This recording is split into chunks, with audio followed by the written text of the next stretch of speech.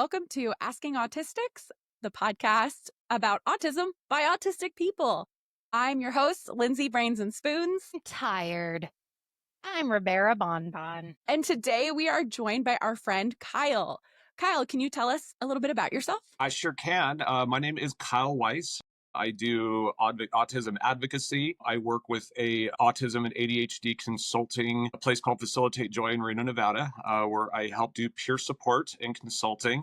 I'm also a part of a group called the Autistic Caucus that works through the Creating Change big queer event that goes across the United States once a year. And I've been doing advocacy work for about 5 years now. Wow. That is amazing. One of the things, well, first of all, Kyle is actually someone that was really crucial to my autism diagnosis. So Kyle was somebody that back when I started on TikTok would come to live chats with me. So we got to know each other through live videos. I think I was your first live video, like we went live together. It was really fun, but meeting other autistic adults and them sharing their experiences with me, and then also being like, hint, hint, Lindsey, you might want to look into this, was really, really helpful for my diagnosis journey, my autism journey. And so just thank you for doing that and being you. You're welcome. And I can say in turn that whole experience when we first started getting together, in like 2021, around in that area, I didn't know what to do with myself at that point. And when I started finding other people that were neurodivergent in the greater span of the umbrella of the term, and then other autistic people, people like Riki and Lindsey, both of you really helped me. I'm making a career out of this now. And I remember one video that I was in tears that I did a friends only, and I'm just like, I found out what I finally want to do with my life, and I'm here doing it. And that's part of the reason why I like doing what I do, is because this community building that we do, whether it's in person in our communities, in real life, or even if it's digitally like what we're doing, is instrumental in our own personal mental health and our way that we navigate life. And it helps other people too. So thank you. I mean, it all comes around full circle. I love both of you and consider both of you friends, and I appreciate both of you. I feel like people drastically underestimate exactly how much content creation and online advocacy really does help people. Yep. A lot of the times I just feel as though people just they minimize the effect that we have on others, because so many stories are like Lindsey's or yours, where, Lindsey didn't get diagnosed with autism until becoming a content creator. Yep. Or, you were able to find a passion and work for things that you love doing because you found content creation through autism, TikTok, and advocacy. And I think that as much as it is sometimes taxing on your mental health, to say the least, it still cannot be undervalued how much this kind of stuff in this environment can change people's lives. 100%. Yeah. Absolutely. Riki said a really good thing about that too, when it comes down to the taxing part of it. And I stepped away from doing videos every single day because I found that the need for it was still there, but the sphere was getting so saturated with people telling their stories, and I think that that's great. However, that also brought in people that were critics and people that were haters and people that were trolls and whatnot, and that's not why I ended up leaving. It's because when I had to deal with the negative factors of being a face of autism on TikTok or Instagram, you have to mitigate and manage all of that. I'm just one person. A lot of us are just one regular human being doing this. And so I started shifting a lot of things around to where I'm doing outreach now a lot more than I'm just doing content creation. And that was because of my mental health. I found that my timing of my entire life was getting completely thrown off because it was very focused in that. I mean, a similar thing where I have pivoted kind of more away from TikTok, and really, so we started focusing on this podcast, but also Asking Autistics comes from a support community that I had helped build, that I was finding, on Facebook of all places, that there is this whole other audience of parents and caregivers and people who, this is their first encounter with information about ADHD or autism in particular. And that this is all, this is brand new to them because they were like, well, I'd been told that you outgrow it. To have an adult say, no, you don't. It actually, your symptoms and things can get worse as you age or from hormones. As you go through different stages of life, you might struggle with new things. And people were like mind blown. Yeah. Right. And so I think pivoting, like you said, and finding a different community or a different form of outreach has been really helpful for my mental health. Yeah. I still get trolls and stuff, but being that bridge connection, I think for me, from being an autistic adult, helping to connect, holistic caregivers has been really powerful. Really love that you've found so much success with Facebook because, I used to be a Facebook addict back in my day before when in the before four, when I thought that TikTok was cringy and I vowed never to make a TikTok account, and that still happens. I was going to say, how'd that work out for you?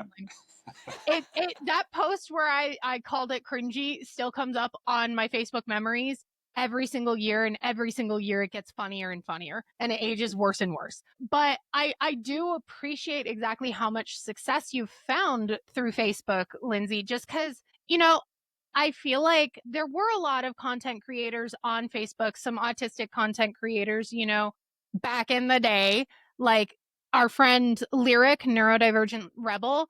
But as much success and hard work that they have done, not to diminish the things that they have done, but it didn't really reach as much beyond autism spaces on Facebook. Like, it didn't really reach farther than like a couple of community, autism community groups and things like that, which again, necessary.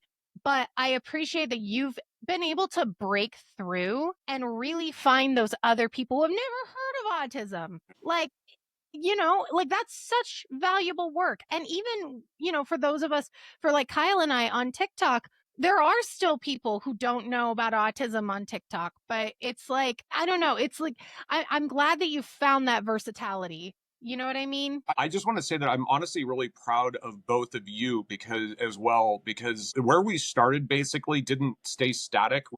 As autistic people, we tend to struggle with change. And when things change around us outside of our control, like the algorithm changes, the scope and value of the way that the app gets marketed, the way that videos get distributed, who gets to see it, who doesn't get to see it, all of that stuff is really can be traumatic for us because we find a spot and where our momentum's going, we're like, cool, I can keep doing this forever. There are factors that are outside of our control. And Lindsey, with you and Facebook, for example, I never found a place there specifically because the demographics there were not, it was much broader. And I wanted to focus a little bit more. You were absolutely necessary on Facebook doing that stuff. And we've talked about that. My shift was doing public speaking. I've now got speaking engagements locally. I'm going to be doing more across the nation, talking to live groups of people on stage about this stuff. And I would not have been able to do that if I was not comfortable enough doing things on camera in front of groups of digital audiences and having friends like yourself that I'm watching what you're doing and I'm like, I never thought about doing it that way. Now, how about if I do it Lindsey's way or Riki's way when I'm talking to people live, like in person up on a stage? So I'm happy that all of you are finding your spot. Yeah, well, and I think it's also like so crucial that we help each other. I think that's been a really cool thing too, is like not everybody does that.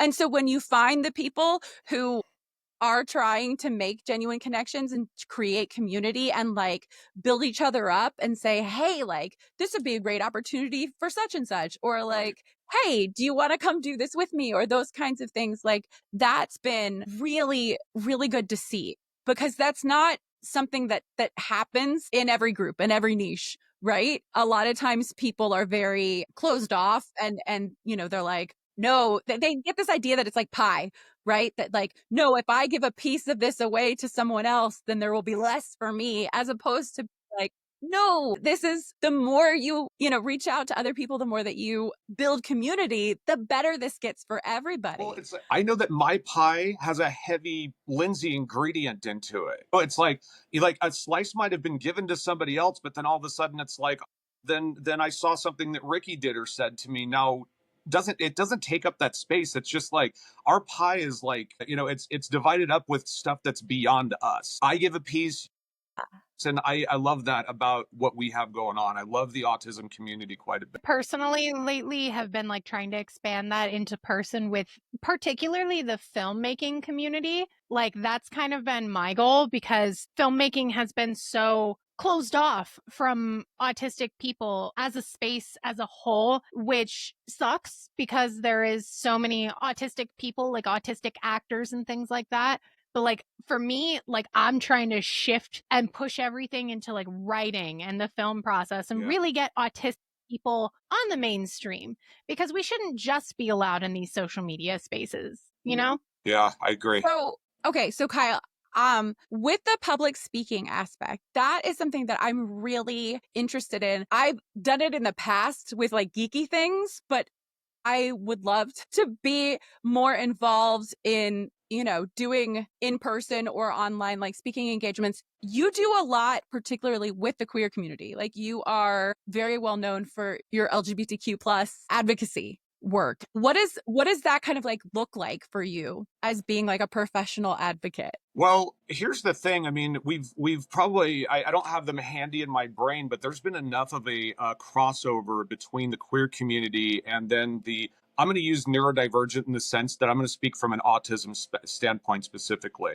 There is a lot of intersectionality that happens between the queer community and people with ADHD, people with autism, people with borderline. There's a lot of that crossover there. And so I find it really easy to be able to talk about queer issues, especially in conjunction with autism issues, because they sort of go hand in hand in the sense that, yes, it is a marginalized population, and we more often than not tend to occupy spaces that that have to do with gender nonconformity, with sexual orientation, with a romanticism and asexuality that has a broader spectrum. So bouncing back and forth with that with autism is easy. In fact, it's so easy, I have to focus myself a little bit better to just say, am I talking to this group of social workers, for example, about queer issues, or am I talking about autism issues?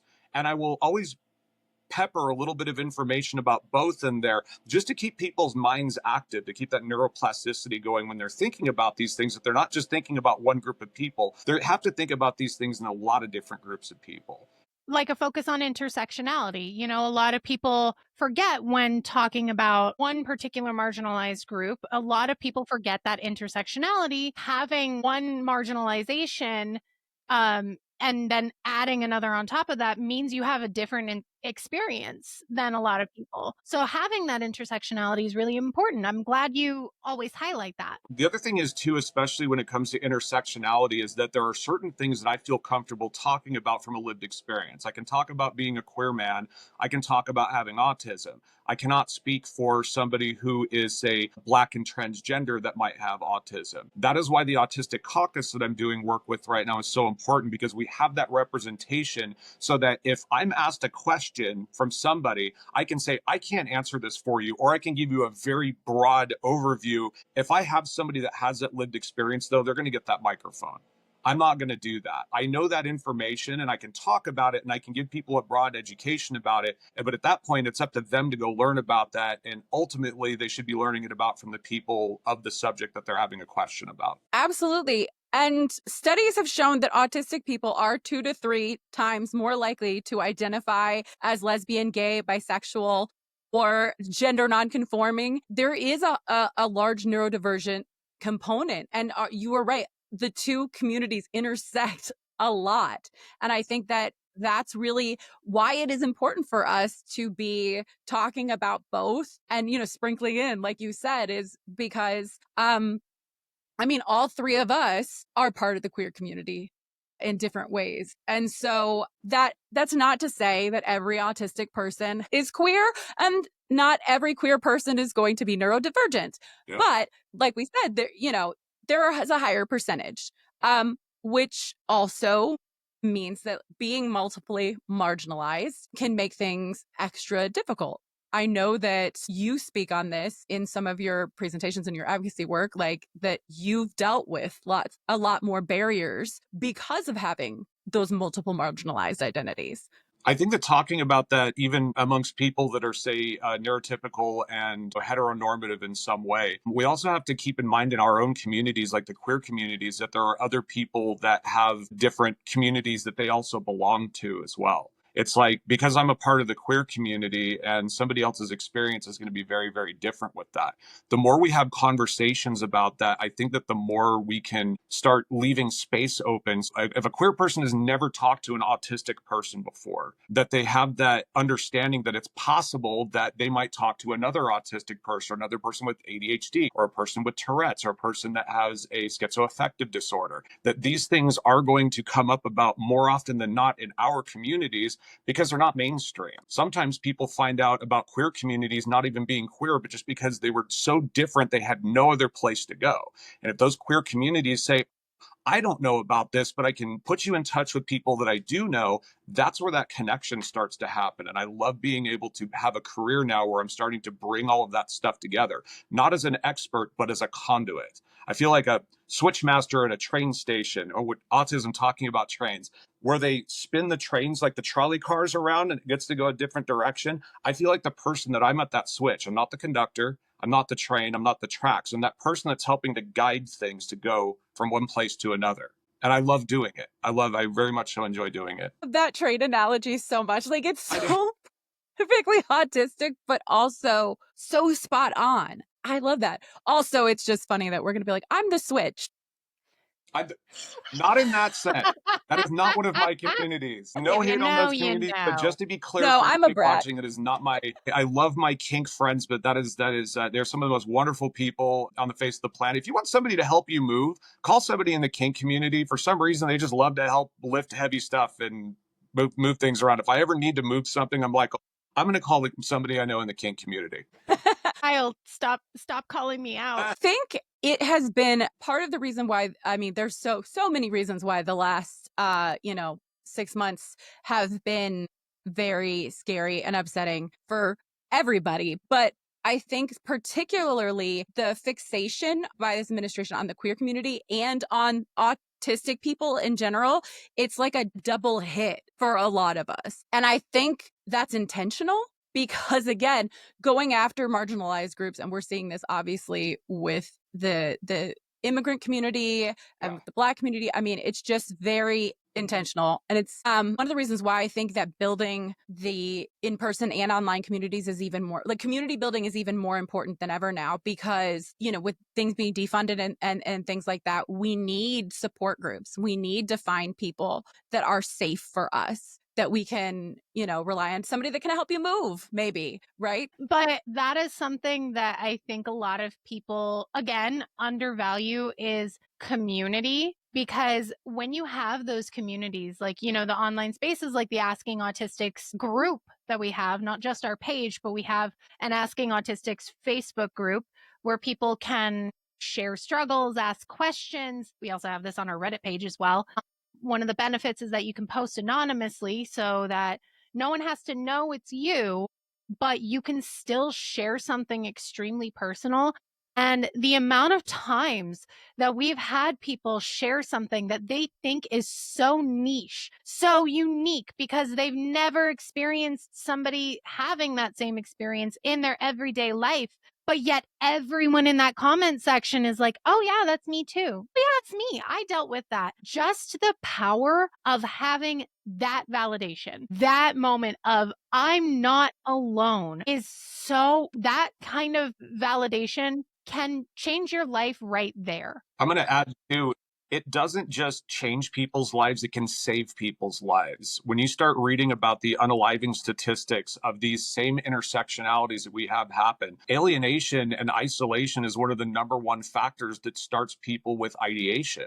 And if you don't have those connections, essentially, then people are going to start looking for unhealthy ways to cope with that. So those connections that people have where they're like, oh, heck, I do that too. Now, sometimes it can be a fun thing where it's like, oh yeah, I do that too. But for somebody else, that could be the difference between them seeing tomorrow. So that has another component there that we have to talk about. Absolutely. We've had these discussions, especially when there are kind of triggering events and things that kind of traumatize people is there have been I mean nights where as a neurodivergent community we've reached out or had said to people like, hey, if you are having dark thoughts, if you are thinking of self-harm, hang out, like just check back in, please, like, and folks can do that whether it's anonymously or if they've done it from a personal account. And that has been, wow, like really, really impactful for me just viewing it, that like there are, and you never know, like, again, there were grandmas coming out of the woodwork that were just like, I'll be here. And like, I'm going to be knitting if you want to message me, like people really were like, because I think there's this idea that online spaces are impersonal because yes, you can be anonymous in a lot of spots, right? But I've seen people on Reddit, I've seen people on Facebook and other platforms genuinely connect and care about people, especially when they are having thoughts of self-harm. And that is a huge, huge component to healing and mental health is you need other people. This is not something you can do on your own by yourself. Okay. There's this, I think, misconception that like, oh, you need to fight your demons, right? And that's not something that you do by yourself. It doesn't work. That's why I loved the movie Thunderbolts, the most recent Marvel movie. Just as a spoiler that you learned really quickly in the movie, it's about mental health. It is about being depressed and having dark thoughts and thinking that maybe you should just disappear. And I'll put finding on my watch list. community. And finding community, and that being the key. Because fighting your demons is important. Okay, it is. I'm not going to undervalue that. But you can't stop there. Right. Because constantly fighting your demons alone is one of the most exhausting things that you will ever experience. Yeah. And you need other people to simply just say, I love you. I care about you. It's not even that they'll help you fight your demons because again, you're the only person who can really save yourself mental health wise, but you need that community of people who will just sit there with you. Just validate those feelings. Yeah. Just be like, yeah, that sucks. Another thing to mention as well is that a lot of people, I think, especially when we were getting started, were using things like TikTok and, and Instagram and even Snapchat as a replacement for professional therapy. And I always will encourage people to, if they have the financial accessibility, if they have the resource and they live close enough to where they can get things like that, obviously to go and pursue that. The fact of the matter is, though, is that we still regard mental health as this giant taboo in the United States. It's something that is considered lesser than. And if we go to a doctor because our body is sick, is our brain not an organ? Is that not something that can also get sick? And this is something I like to tell people about. The other half of that, though, is that people don't always have access to those things. That's why I like the White Flag app. We were talking about that earlier, where they actually have peer support for people that might be in crisis or just need somebody to talk to say things like, you're valid, I love you, your situation is like mine, I can relate to it. It can never replace a therapist or a good counseling program. It's also something that needs to augment that. There are people that have therapists that they have access to that aren't very good. If they talk about those things amongst people that go to therapy, they can say, well, I'm going to fire my therapist if they're able to and get another one, because not all therapists are created equal. You have to find the right fit. You also have to find the right community. I actually just had to tell my best friend like a couple of months ago that she needed to fire her therapist because she was one of those therapists that was just like, how do you feel about that? And this particular friend has been through one of the worst crises that a lot of people can experience in their lives. And this therapist wasn't even getting into any sort of emotional support, wasn't helping her identify the things that happened before the crisis that may have affected other areas in her life that she just doesn't realize, because a lot of the times we go to therapy and we don't realize until a long time that everything in your life led up to this moment. And I just had to tell her, I was like, you need a different therapist if your therapist is not willing and does not have the drive to really work with you. Because like all this therapist wanted to talk to her about was like, what is your life purpose? Find your life purpose. And I'm like, that's It's what does that have to do that's with borderlining anything? on the like the whole people that, you know, consider themselves to be, it's like life coaching. And I have my Right. life coaches and all of that. I think that some of it is helpful and useful, and there are people that are legitimate out there that do it. However, when somebody is going through something traumatic, and it sounds like this counselor was not trauma informed, and just for everybody's sake, I am not a professional counselor. I do not have a therapy license. I do not have a degree or anything. The one thing that I do is peer support. And when you are talking to somebody that's going through therapy and you're noticing them not getting better, but they're getting more confused than they are answers, it's good to have those conversations to say, hey, maybe that therapist isn't good for you. One therapist is not always the best fit.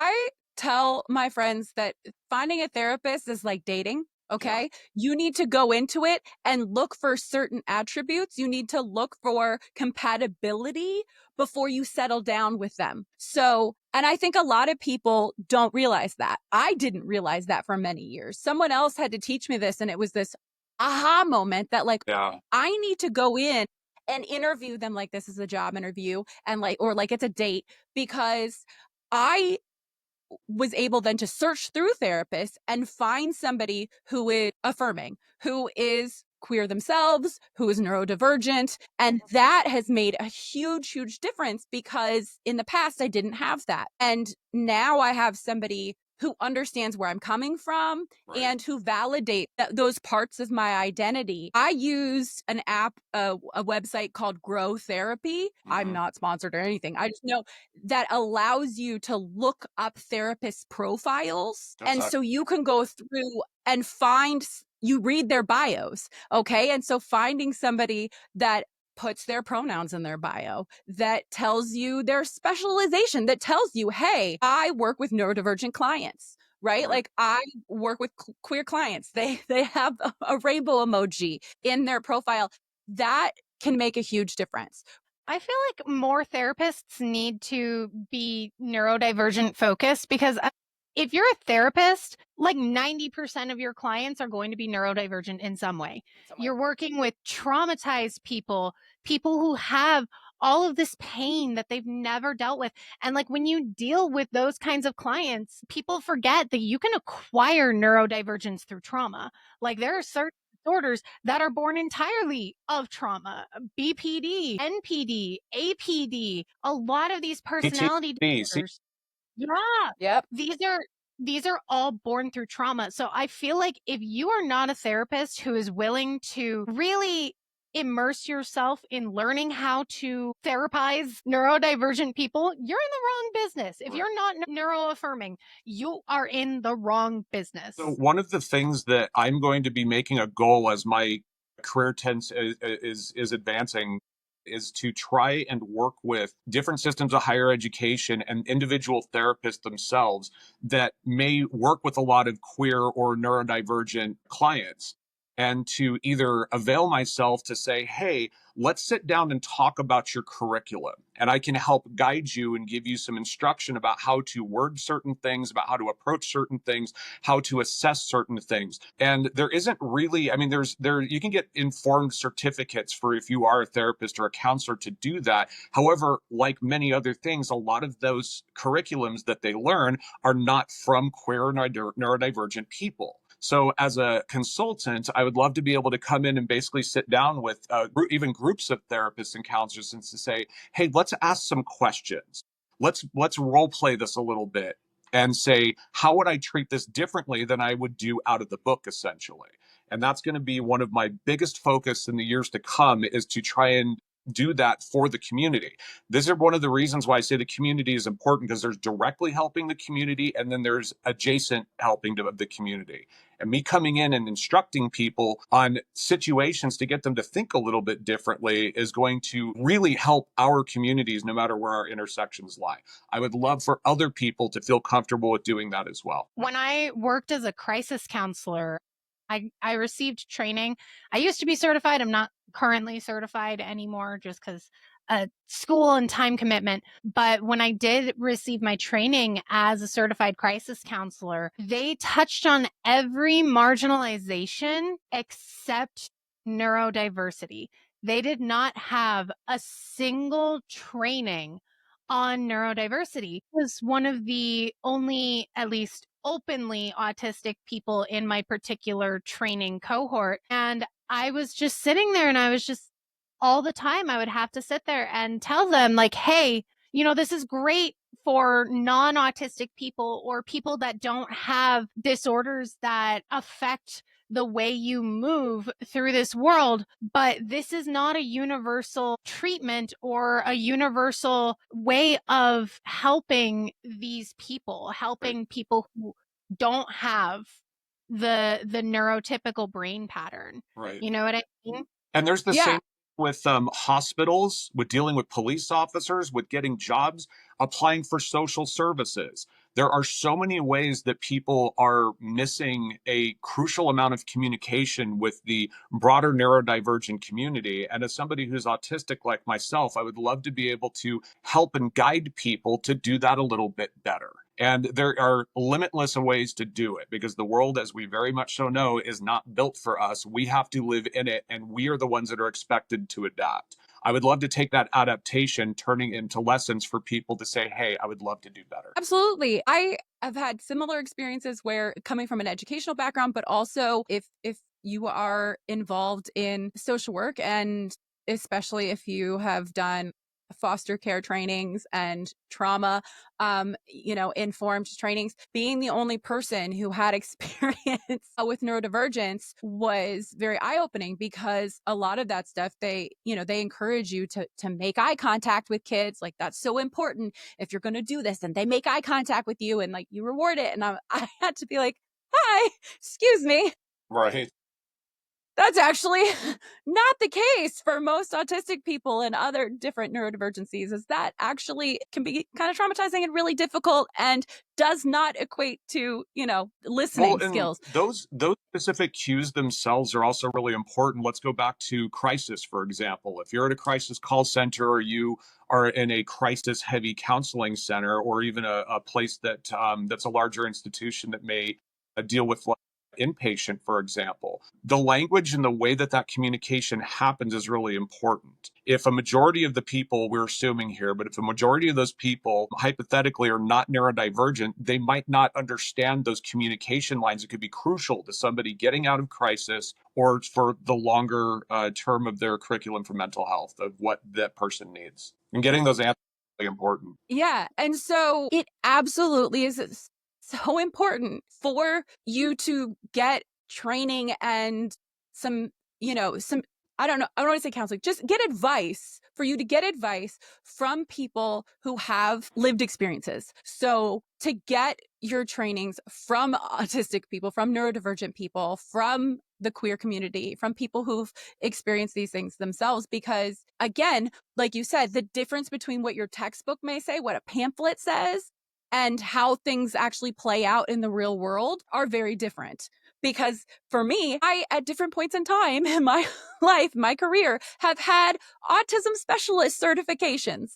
And that was all from books. And I learned it from neurotypical people, allistic people. And I've had to unlearn most of that. Most of that stuff has been debunked, or we've had much better research now, and we're finally actually looking at women and the BIPOC community. We're expanding our spectrum of who we're looking at when it comes to neurodivergence. Yeah, I think it's so crucial to have people that you are consulting who have lived experience. And not to say that everybody's lived experience is going to be equal, and not to say that you shouldn't have folks who have some educational components there, because yes, we all have been trained in different things, and so that's helpful. Like, one of the things that I really had to focus with in crisis counseling, because a lot of crisis counselors focus so much on the ability for their clients and their patients to understand what they are feeling and be able to identify it. that is something that autistic people and other neurodivergent people severely struggle with. And so many times, so many times I had to explain to them, like, hey, I'm an autistic person. I experience a certain level of alexithymia. I don't know what I'm feeling a lot of the times when I'm in a crisis. And I don't know, but I know it doesn't feel good. And so one of the practices that I suggested with them was something that worked really well for me. This might not work for everyone, but it worked really well for me. When I learned this from my neuro-affirming therapist, was a body check-in where she would ask me, she wouldn't sit there and be like, I need you to, be one with your body the way a lot of DBT therapists sometimes do, even though I love DBT. But she was like, okay, where do your muscles feel tense? Where exactly are you feeling something in your body? Check in. What is it that you're feeling? And then she'll ask me, like, okay, when was the last time you felt that? What was happening? What was going on? And that was how I learned how to identify when I'm having anxiety. Because weirdly enough, for me, I feel my anxiety in my armpits. That is where I feel all of my anxiety. That is where I tense up. Okay. Yeah. And so that's where my anxiety lives. So when I do these body check-ins and I feel my armpits tense, and that Now is I'm the part checking of my my own body. armpits. I'm like, do I feel I know. anxiety in my I'm like, no, my whole head is where tension lives. Like, even right Yeah. now, as we're talking, I'm like, a lot of things hurt. And but knowing those things, like checking in and being like, okay, what was happening the last time I felt that? I didn't feel good then either. Why wasn't I feeling good? Yeah. I was anxious and I was stressed. So, like, knowing that that's where I carry my anxiety is in my armpits, that has helped me so many times, because Yeah. I'm like, okay, armpits are tense. I'm anxious. I need to figure out how to regulate, how to calm myself. I need to get this tension out of my armpits. Usually not by massaging them. That doesn't help. Right. But I just Riki, need to that's step away. real, because in the groups that I co-facilitate, the therapy groups here in my town, one of the first exercises that we usually end up doing is we talk about like identifying things on it. We have a feelings wheel. We have a whole thing that we lead the clients with, and then we do a body check-in as well. I've never heard anybody mention armpits, and I think great. But once you realize that stuff, there's another aspect to that that comes onto it. We all know about interoception issues. If we can't identify when we're hungry or when we need to pee, how could something possibly as complex as recognizing how your body reacts to a feeling be identified? So all of that stuff really kind of starts to chain together, and when you start seeing the pattern of how all this stuff is interrelated with each other, you can really start to do some really good therapy and guidance with people. It can really start helping people start to understand their own bodies and their minds, because we might think of our brain as being a separate thing from the rest of our body. It's not. It really isn't. And I don't know how in Western culture we separated the brain from being different from everything else, and we have to put it in its own little category and nothing else could possibly happen to it. Dismantling that kind of thinking is extremely important. And connecting to ourselves is probably one of the number one things we can do. Absolutely. And I think going back to, like you said, the word wheel and the feelings wheel, alexithymia is very common in the neurodivergent community, and particularly the autism community. But so is language. The word choices that people use may not be what you learned in your training, right? From a book. I remember, this is something, again, when you work with what we call kids from hard places. When you are working with traumatized people, and there's a heavy crossover, because nobody who's neurodivergent is not traumatized. Everybody has a little bit. Somebody may not recognize anxiety. They may not use the word anxiety. So if there's a questionnaire that you're going by, which most facilities, most groups, that's what they are doing. They're like, they have a basic, do you feel anxious on a scale of 1 to 5, right?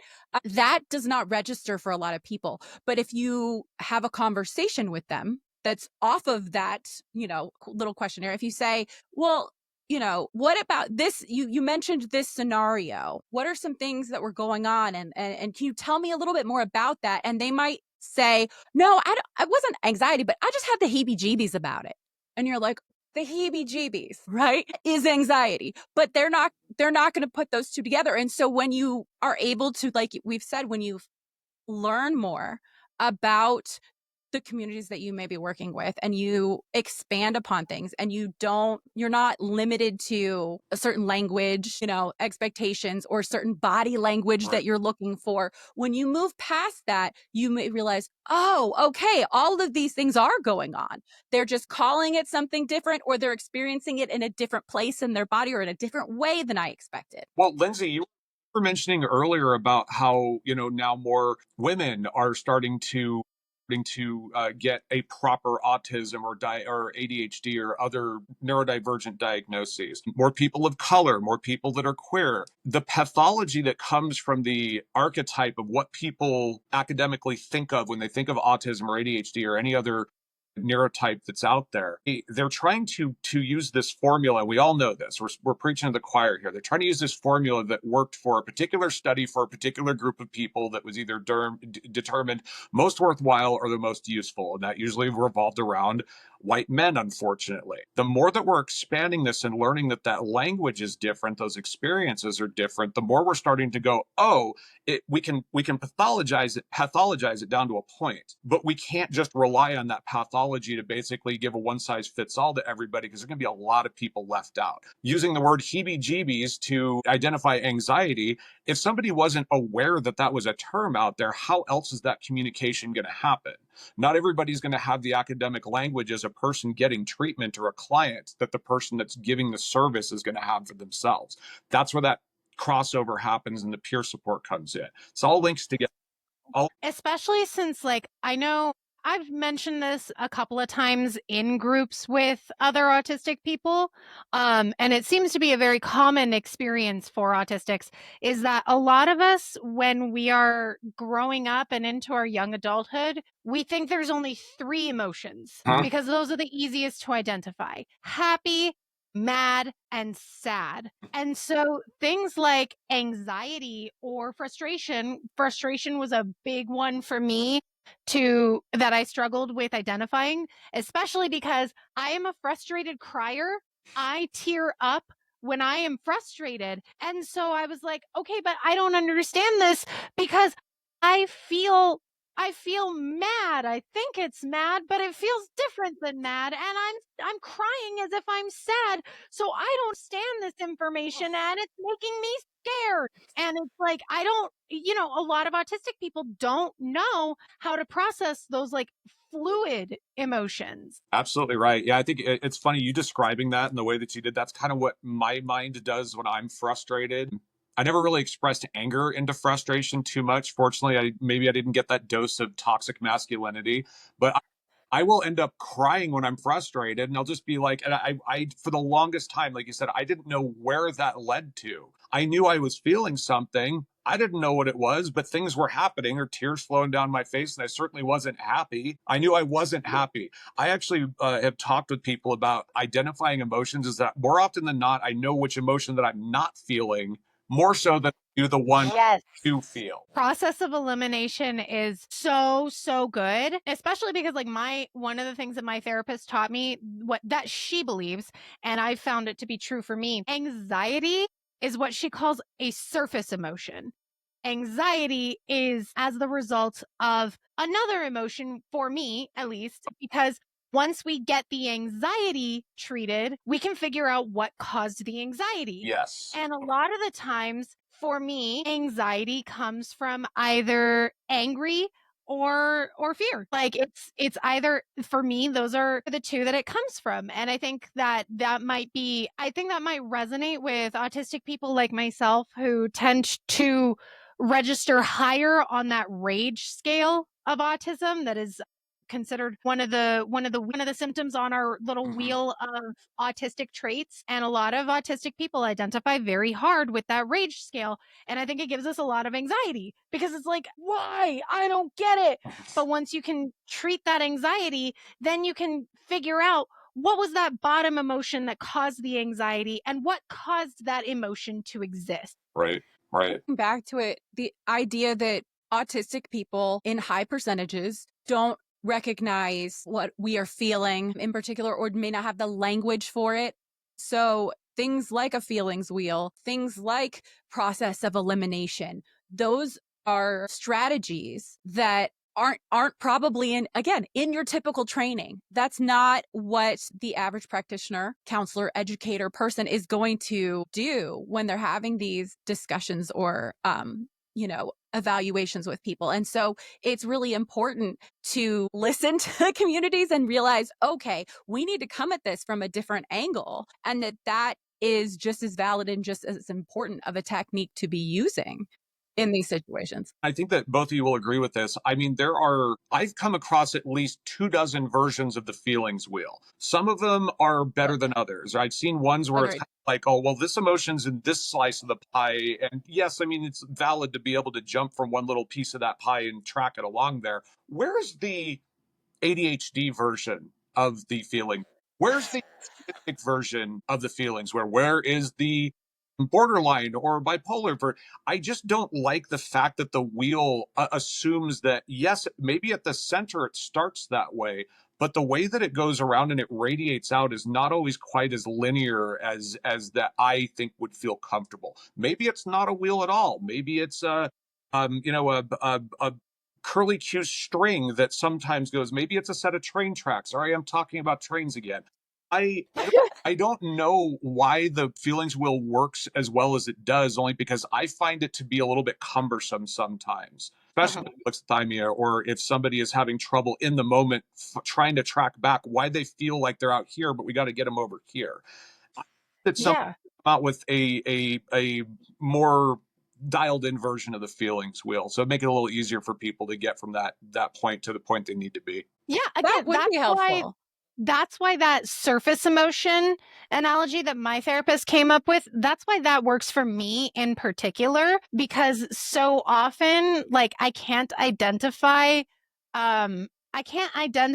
my multiple emotions, because we can all have multiple emotions at the exact same time. That's what Inside Out taught us. Inside Out, I was about to That say, movie. I learned about that. I didn't realize I was allowed to have two emotions at the same time.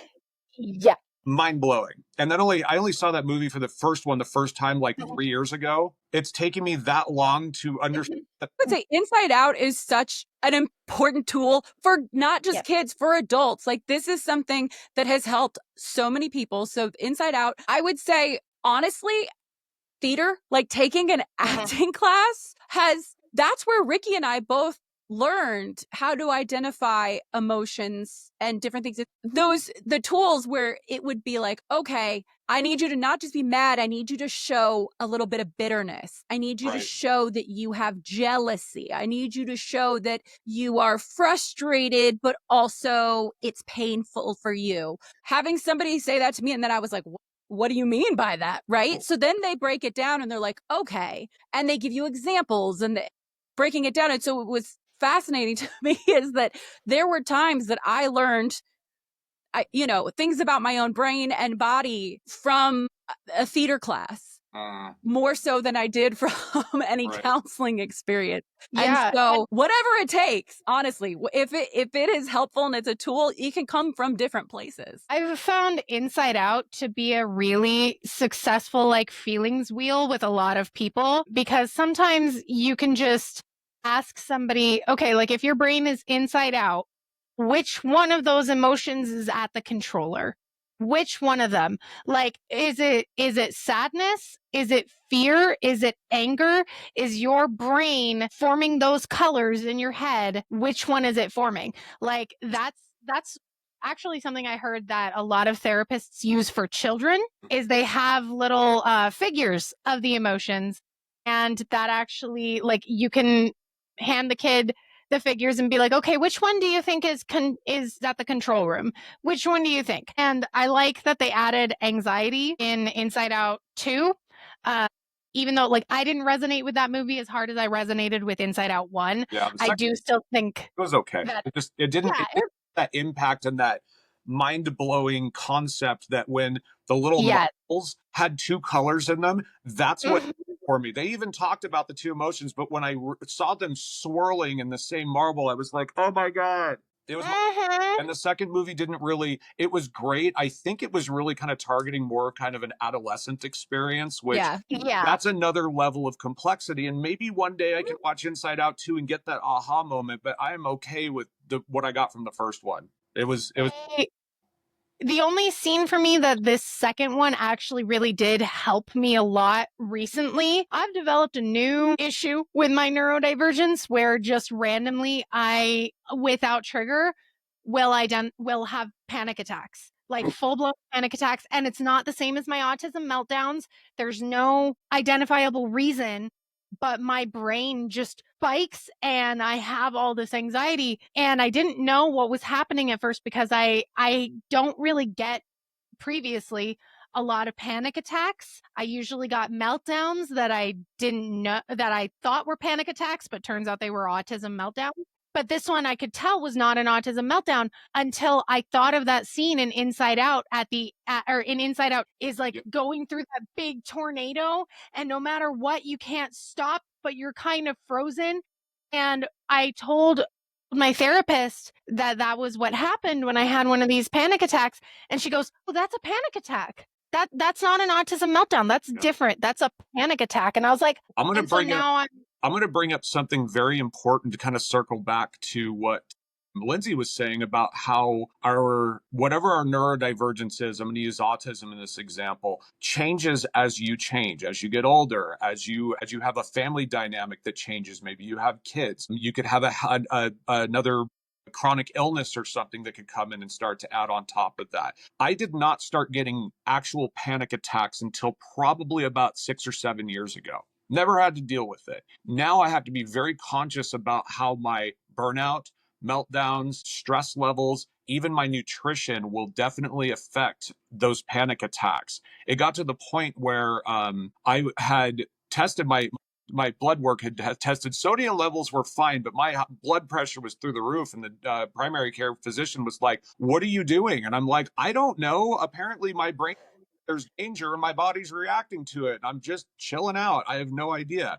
And of course they wanted to do medication. And I'm like, no, I think there's a better way than doping myself up than that I can handle it a little bit more on my own, but I just wasn't aware of it. It was a change that probably chemically, systematically, aging and whatnot did have an effect. So Riki, with you saying that like you'd never dealt with them before and you're mentioning that, it's like, oh yeah, I've been through that. And I'm sorry that that's happening to you because it is nightmarish. It can affect a lot of things, especially sleep. You know, that's what it's been affecting me the most with. But also another thing that I realized with what you're saying about change, another thing that is really important to remind people of, sometimes when you feel safest is when these emotions are really going to come out, because we spend, especially as neurodivergent people, we spend so much of our lives in fight or flight mode. Yeah. And I am in a situation because I've had multiple experiences with domestic violence, intimate partner abuse, homelessness, and complex childhood trauma.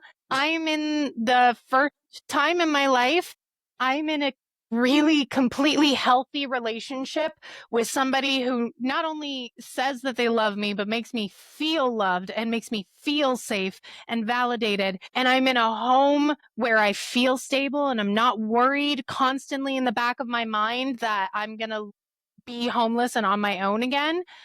And because of that, that's when I started having the panic attacks, because my body finally felt safe to deal with all of the trauma and all of the emotions. So it finally was like, oh, so now you're not fighting. Now you're not in that fight or flight. It's time to deal with everything. What is the trope that gets said? I know that y'all have heard this before. It's that the brain forgets, but the body remembers when it comes to trauma.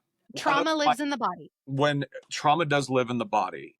When you were mentioning all this, I didn't know this all about you. I didn't realize that we had such similar backgrounds when it came to all of the things that make us us. One of my biggest fears about success, about finding a partner, about all of these things, I think my apprehension about actually doing good in life, and I've mentioned this to people before, I'm like, oh, I don't know how I'd handle it. I don't know what a life, stability, love, connection, support system.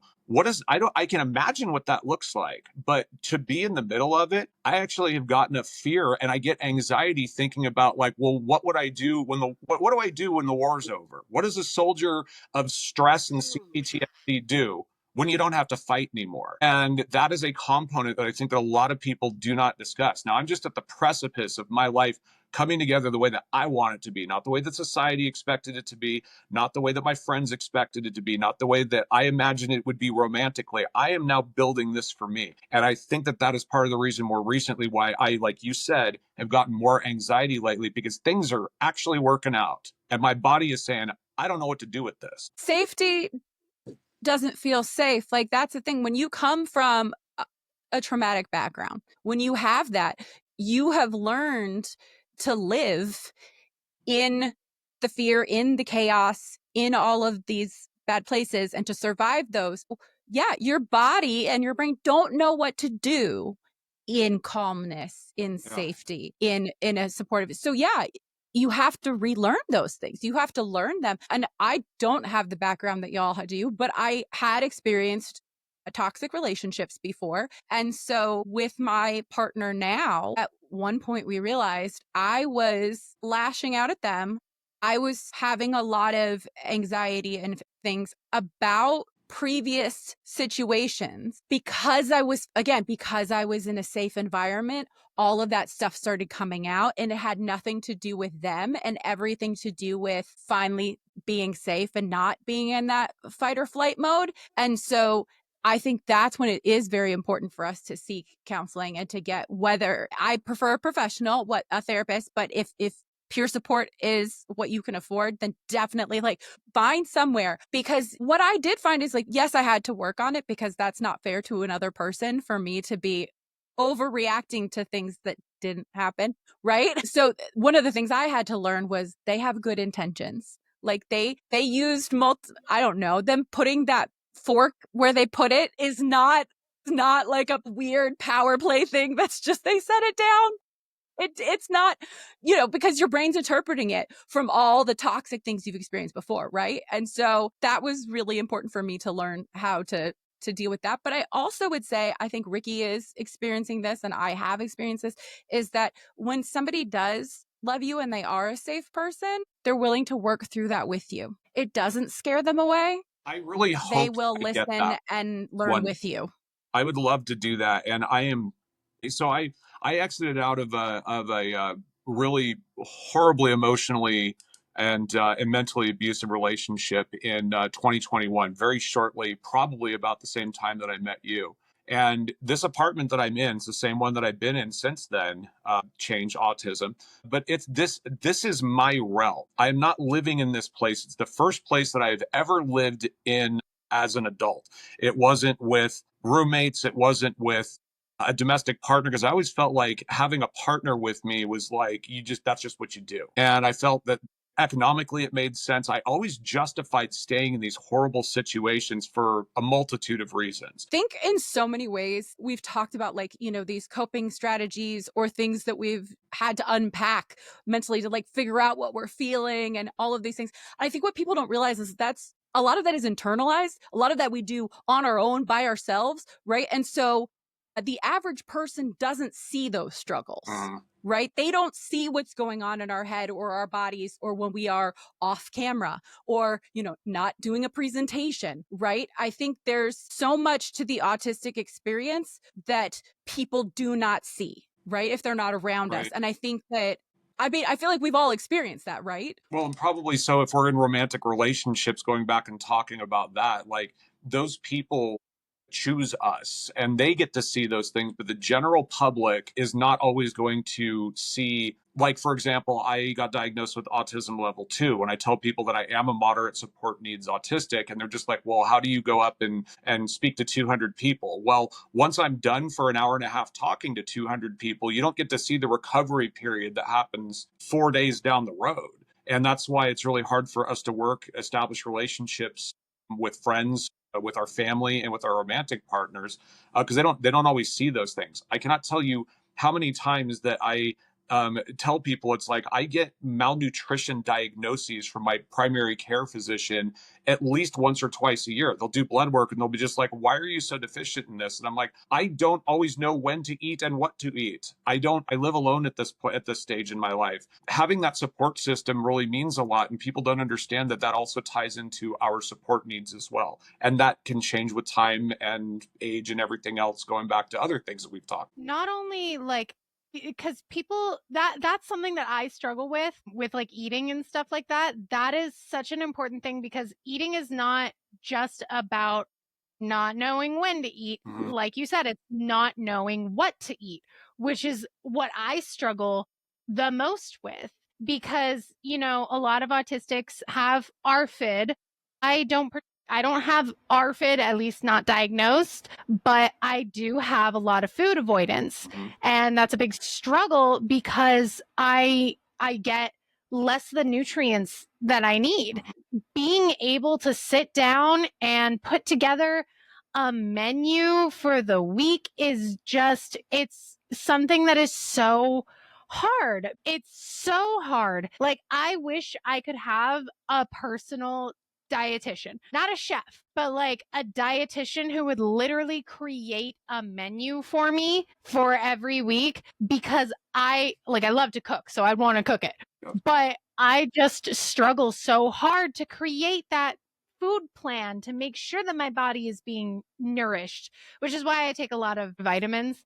And James put me onto like this vegetable powder that he puts in my drinks for me, and sometimes in my food. If it's tasteless, he'll put it in my food, but most of the time it's just in my drinks, which is very sweet of him. So he like helps, but that's how he supports me. Yeah. That's how I get that support with my autism. Well, Riki, I wanted to ask you too, because you were mentioning about like menu planning, knowing what to eat specifically. And when it comes to things like support needs, I'm going to ask you a question. How do you deal with the grocery store? Struggle as much with grocery stores as a lot of autistic people do. That's Like, that one is a little less hard for me. I mean, I don't like grocery stores, but I don't particularly I don't really have a lot of meltdowns with grocery stores. But at the same time, I don't always want to go. So ordering online, the reason like I'm asking delivery. specifically is because grocery stores are like my nemesis. I cannot tell you how many times that I have gone to the grocery store, walked right up to the front doors, had a meltdown right before walking into the doors, and went out and cried in the parking lot. It has happened so often to the point where it's like, my shelves are bare. I have nothing that I can eat at this point. Support needs means that I need to have somebody to go with me to navigate those things. I have a dairy allergy. I will just, if I'm forcing myself to go into the grocery store and sucking down and pushing down that meltdown scenario, I'm buying things that I'm not checking labels to see if there's casein or whey or cheese or cream or Lord knows all the other dairy components are going to put me in the hospital. And then I come home and I've spent $30 on things that I have to give to other people, because now that I'm in the house, I can read the labels and I'm like, well, this is what I get for not having anybody to go grocery shopping with. Fortunately, I do have found people that I can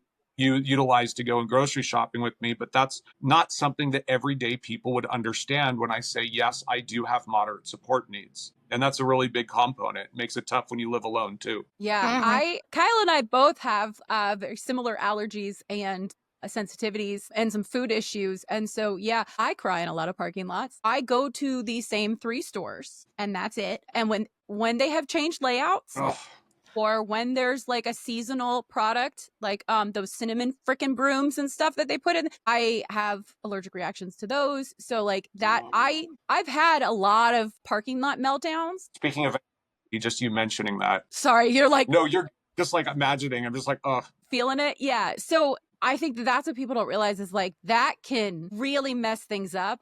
And I don't take videos when that happens. Okay. Like I'm not like, oh, this is going to be great content during a meltdown. It wouldn't even occur to me. It wouldn't no. even like, even if I had the thought of doing it, it just like, I know I couldn't do it. But yeah, to me, that's not, I tell people that I go through those things. I shouldn't have to prove it. Yeah. Exactly. Though a system, like I said, I only go to 3 stores. I now at this point know specifically the products I get at those stores. Specifically, there's not a lot of deviation anymore, especially because of the food restrictions that I have, and then different medications that I have, which means I have to have a certain amount of this, of proteins and of these types of vitamins. And it really becomes like a restricted list, where I'm like, I have to have these things, Right. and they are only from these stores.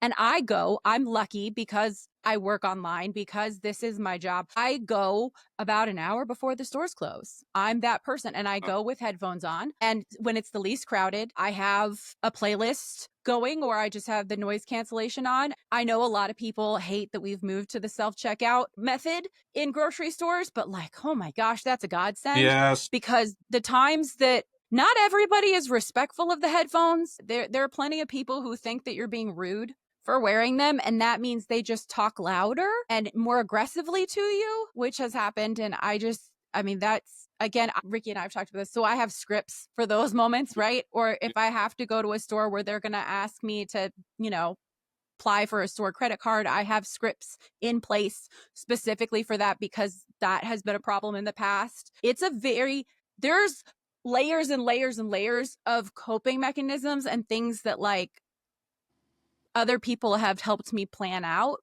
And that's how I get these things done. And honestly, a lot of it was being in disability spaces and special education spaces where I had to teach students and clients how to do this. I had to go through these things with them. So I learned how to help myself by helping other people. Right. Okay. So because food is and culinary history is like one of my main special interests, I'm like sitting here trying to contain this. I've got to ask both of you. Okay, I'm going to be the guest asking the questions at this point. Everybody's current safe food. What's everybody super into right now that you've just eaten on repeat? For me, it is because I don't get enough protein. I struggle with that because food restrictions and everything, and also just burnout. Sometimes I can't make the meals that I need. So James and I found, and I'm also on a fitness journey, which sucks because you need so much protein when you work out to the same level that I do. But I found this protein recipe on TikTok where I take protein powder, specifically it's flavored like puff marshmallow, and I put it into an entire container of sugar-free Cool Whip along with a little bit of Oreo protein powder and then smashed up Oreo thins, and then I just eat I mix it all together and I eat that. It's basically protein ice cream. Okay. It's protein ice cream and it is delicious. It is my safe food. I've eaten it so many times over the last month, and it is delicious. It's the fitness nerd meets autism with safe food thing, because I think honestly you're the first person that I've heard get so intricate about like just health supplements and protein. I don't know all this stuff with it. I do fitness, but not like that.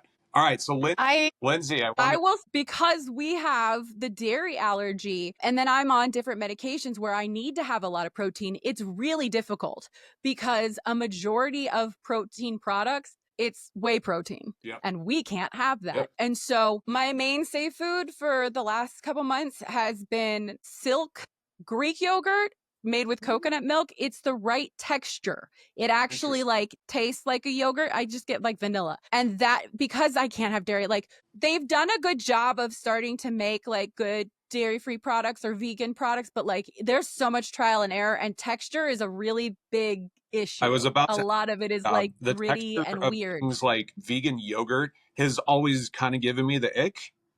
Like it hasn't, like it's just a texture thing. Flavor wise, it's fine, but it's just I would love to get more probiotics in my body because that would be very good for me. Yeah. So you'll have to, when we get done with this, you'll have to shoot me a message and give me a product to try. So that's one that I like. But can I keep going? Okay. All right. But I will tell you this, Riki was talking about protein powders and stuff. So we're really restricted. If you are, allergic to dairy, or let's say maybe you're a vegan or vegetarian, most protein products are made with dairy, and that really sucks. But I have found a couple of they're promoted as like collagen products, right? Because everybody's like into collagen right now. they're made things with to say like, about that. right, but Yeah. they have high protein because they're made from gelatin, it's made from animal bones, let's be honest. And so that some of them I can have. And so I would say that's actually something to look into, because the vegetable protein powders are gross and like they're green, and I can't do that. I can't get around the texture, the smell, the color, all of that really messes with me. But I have found like flavored collagen powders that actually have a high, I use as protein powders because it's not made from whey. So this is a perfect. I have a question for you. Yeah. Wait, who? I have a question for you, Lindsey. Lindsey. Are you able to use Jello powders, like Jello? Well, Or no, like that pudding doesn't powders? usually have a high protein count. It just depends. Okay, because the reason I was going to ask is because James found his version of homemade ice cream with protein powders and stuff, which is yogurt, and it is like particularly those kinds of yogurts, but he changes the flavor. He uses non-flavored protein powders for them, but then mixes in Jello flavorings and like pudding flavorings to mix it up, and it basically tastes like homemade ice cream. Gotcha. See, for me, I have so many texture issues that I have found I can do juice. Basically, what I do is I will take something like, if maybe I find a vegan powder, but usually it's the stupid collagen stuff, because that has a high enough protein count. And then I'll mix in a little bit of beetroot powder because that's red and not green. I don't know. I can do things that look like Kool-Aid for me. If it looks like fruit punch, I'm okay. And then they make you can use Emergency, or you can get whatever else that is, vitamin and mineral drink mix. And so I basically will make a fruit punch lemonade type thing that has all of the vitamins and minerals in it, has a high protein content, and, has a little bit of vegetable whatever in it. But I have mixed it with enough water that it's more like a Kool-Aid, a fruit punch. This is I'll drink. I go through these while we're even recording. Both of you so much. It's because I specifically said that I have a interest in culinary history and culinary stuff, and both of you are sounding like mad scientists right now of mixing a little bit of this, and I'm looking at like the beauty and the breadth of like the cornucopia of food that is available to us. And that was a great answer. I love how now safe foods for us have turned into these very controllable, healthy concoctions. Because I know that a lot of us, especially when it comes to people that are autistic, we do not get the kind of nutrition that we should get. This is a great segue to mention that collagen, my safe food and thing that I've been so fascinated with lately, has been beef tendon. Talk about protein and collagen. I have a temporary job. It's just dried out and ground up. So that's why I thought this was very funny, because even though people watching this are probably going to be like, they're going all over the place. No, there's a base component here. It's going to be about protein. Now we're going into collagen. I have a temporary job at a butcher shop, and I get beef tendons all day long. I have learned how to make about 7 different dishes on my own. Some of them are on my own, some of them are more traditional. They are mostly Asian and East Asian in nature, where I'll take langama, the chili oil, mix a little bit of hoisin sauce on it, a little bit of green onion over some like 2-hour-long steamed or pressure cooked tendon over rice. Brilliant. I have been obsessed with cooking beef tendons lately. So yeah. Y'all are being scientists, and I'm all over here just cooking beef tendons like a. No, but you are a chef though. Like you do have that background, and we burn things. I personally cooking is one of the things I love to do. Have you ever heard of the YouTuber Binging with Babish? I don't go onto YouTube all too often. Is he on any of the other platforms? He's not really on a lot of other platforms, but the reason I suggest he's a guy who his whole shtick is he cooks recipes from movies because he wanted to know what they actually taste like. So first he'll follow the recipe and then he'll make his own version of it. But for like $2 a month, I think it's actually like $1 a month, he has these subscriptions on his website where you can find all of those recipes, and he has a couple of beef tenderloin ones, and I've tried them. Tendon or tender? I love tenderloins. He has beef tenderloin recipes. So I was talking about, and you can and it's different cut, but but the thing is like I promise you, he probably has one of those recipes on there. I'll have to check, because he cooks so much different stuff, and it honestly His stuff has weirdly been one of the best ways for me as an autistic person to explore new foods, because I really struggle with that. But I too have always been curious as to what food tastes like from film and television. And I've found new safe foods through doing that. I found a new pot roast recipe, which was always one of my safe foods. I learned how to make beef bourguignon from him. Oh, so good. So good. I've had some people ask me to write an autistic cookbook. And it would not be a traditional cookbook. It wouldn't be like, I'm gonna give you the autistic version of like, making like coq au vin or I don't know, sweet and sour pork or something. No, it wouldn't be that. It would be kind of like, it would be organized by texture. Then it would be organized by flavor. Then it would be organized by ingredient. And it would be so much cross-referencing that if you wanted to build something yourself or make it as simple or complex as you could, and I've thought about it, it would take so much work. I'd make zero money from it. I just think it's something that needs to exist in the world. But you also could make money from that, even from non-autistic people. Had the most success because I don't enjoy cooking the way that y'all do or some of my other friends do. I have found the most success in recipes that people have made for their kids, where it's like, this is how you sneak in vegetables, this is how you sneak in this, and I'm like, oh, okay, that I can do. I can add, carrot puree to a bunch of stuff, right? Love the little applesauce, the squeezy applesauce things, look like a little Capri Sun. That is how I make sure that I get fruits and vegetables, is I buy all of those things that are for little kids, and I keep them in my fridge super cold because it's something I can grab on the go. Grabbing on the go is very key. I am, again, not a sit down and plan out a meal. Yes, squeezies. I love that. That's a game changer for me, is if I can get it in a easy to go, packaging pre-done, that's helpful. And again, it's a lot of times it's things that people label for children, and I'm like, take that off. It's for everybody. Yeah. A lot of people judge autistics for eating what is deemed child foods, but I think that is just not fair, because the reason that these foods exist for children is to make sure children are getting enough nutrients. Yep. They are specifically made for that. And so as autistic people, I know there's always the joke that we like chicken tenders and mac and cheese. I like chicken tenders and mac and cheese because chicken tenders and mac and cheese is a pretty balanced meal. You need vegetables, of course, but that's still a lot of protein.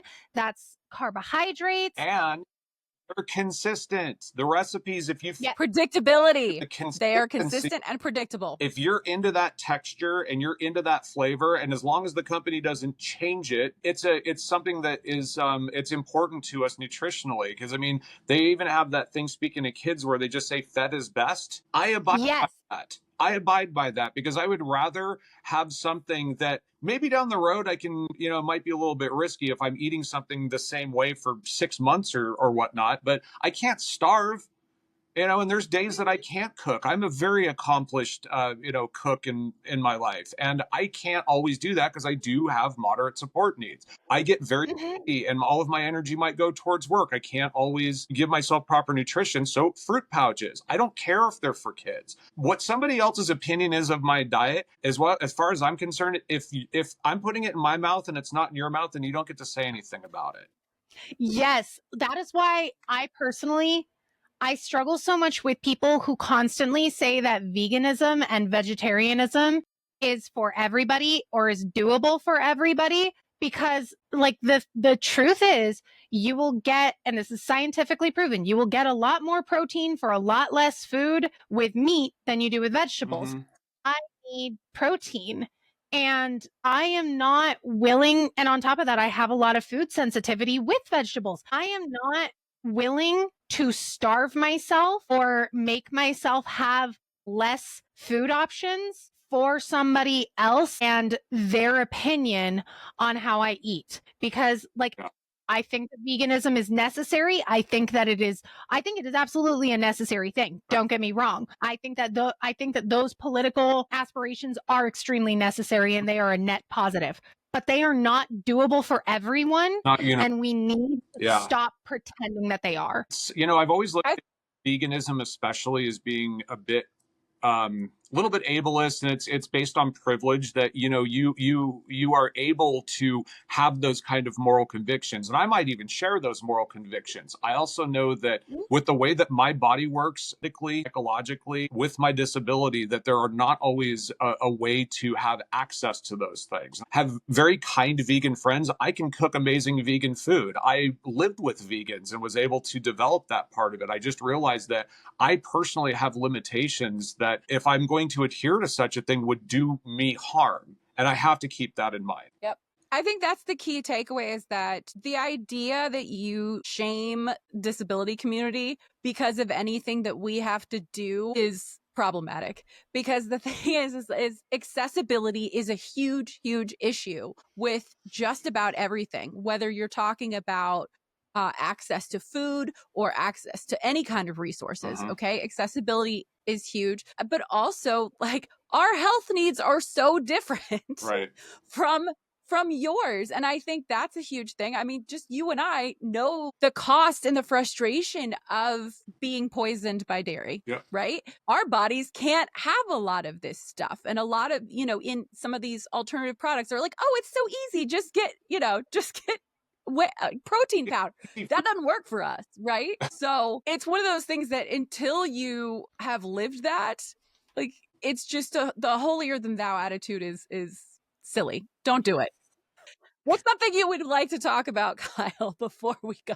I've been trying to keep, really making sure that my consumption of media and news is very, very specific, and for a very specific reason of why I'm looking things up instead of just exposing myself to things, because there's a lot of scary stuff that's happening in the world right now. And so, I don't know if it's something to talk about, but I definitely want to mention is to make sure that you're taking extra good care of your mental health right now. If you are any part of the intersectionality of a marginalized group or an oppressed class at all in the United States, take care of yourself.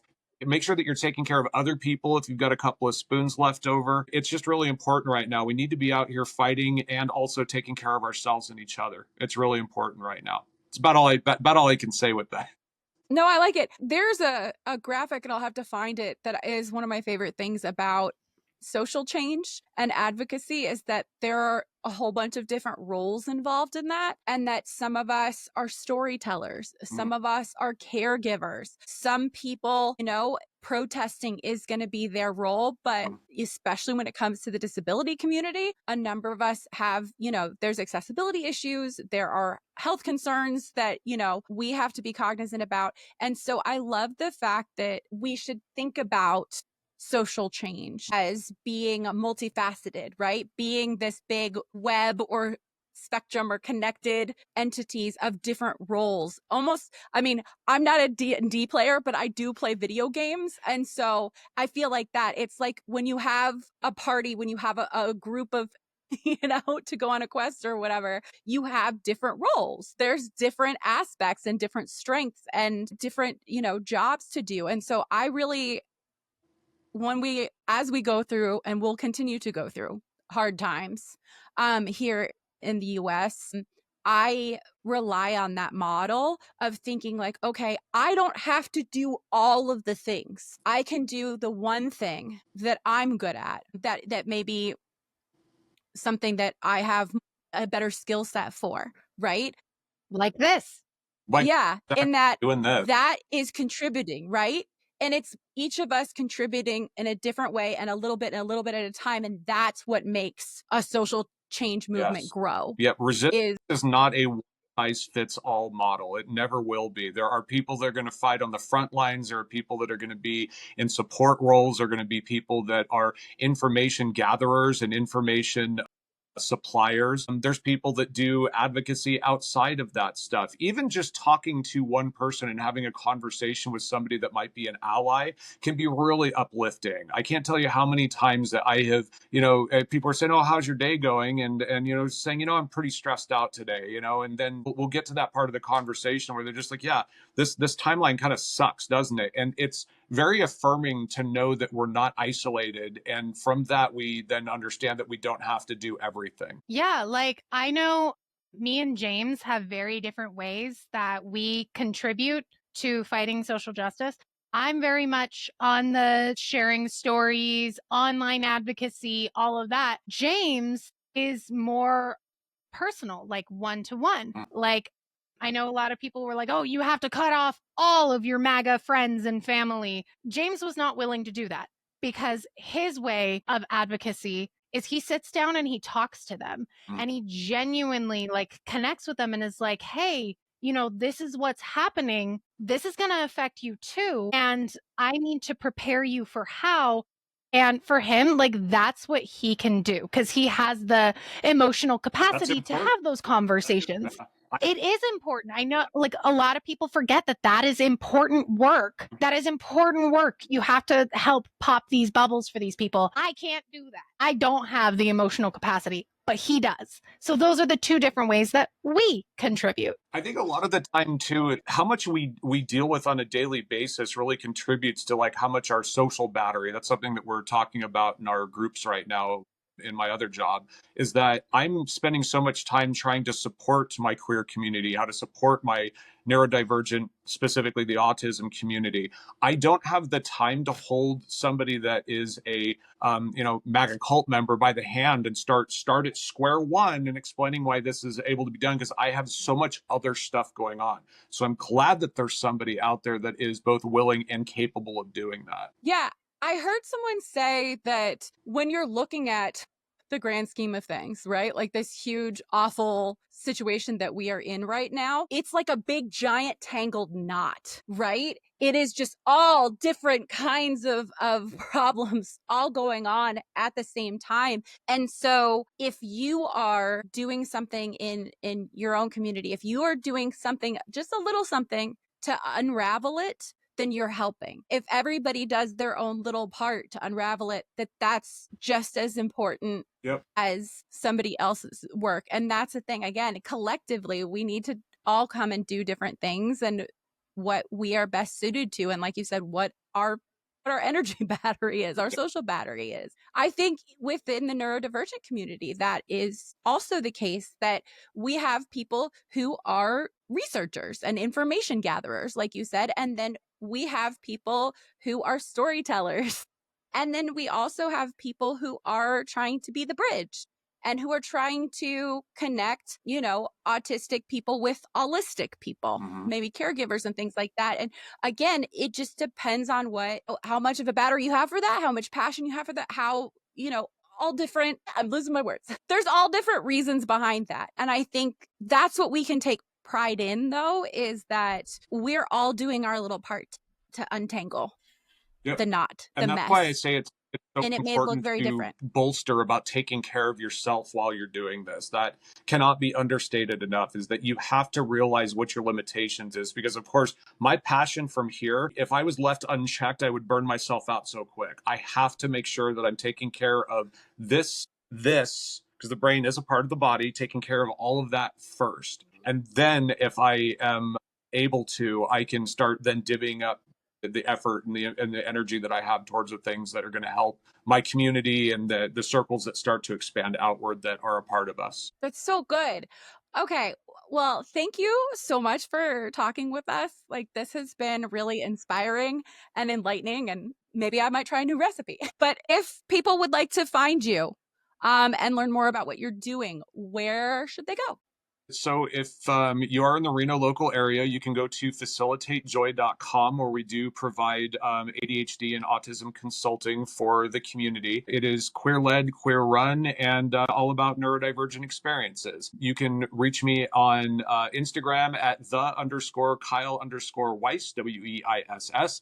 You can go check out at Kyle_Weiss at TikTok, but I don't go there too much. I'm also on Blue Sky. I have a link tree in my Instagram bio. So yeah, come hang out with me. I'd love to have a talk with you over there too. And you can find me at Brains and Spoons everywhere, even a website. You can find me in therapy. Don't come to my therapist's office. You can find me at Ribera _Bon at all platforms. I am everywhere. You cannot hide from me. And you can listen and watch this podcast at Asking Autistics everywhere. And you can also join our Asking Autistics groups, which can be found on Reddit and Facebook. So thank you for being here, Kyle. This was awesome. Welcome. Thank Thank you you. for everybody listening. And if you have any recipe ideas, if you've got a safe food that you just need to tell us about, put it in the comments. Let me know.